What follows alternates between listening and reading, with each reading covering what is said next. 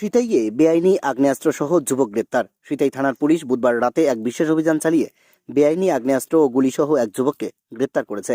ধৃত যুবকের নাম করুণা বর্মন। পুলিশ সূত্রে জানা গিয়েছে, গোপন সূত্রে খবর পেয়ে সিতাই থানার পুলিশ চামটা মহেশের পাট কালী মন্দির মোড় এলাকায় তল্লাশি অভিযান চালায়। এ সময় সন্দেহজনকভাবে ঘোরাফেরা করছিল ওই যুবক।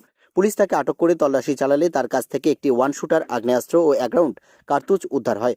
পুলিশ ধৃত যুবককে গ্রেপ্তার করে থানায় নিয়ে আসে। এ ঘটনায় ধৃতের বিরুদ্ধে অস্ত্র আইনের নির্দিষ্ট ধারায় মামলা রুজু করা হয়েছে বলে জানিয়েছে পুলিশ।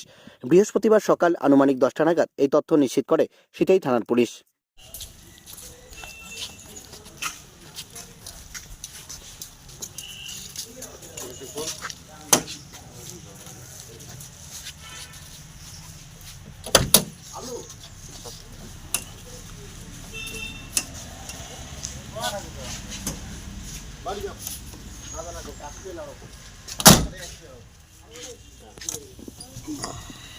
যাও বাড়ি যাও যাও।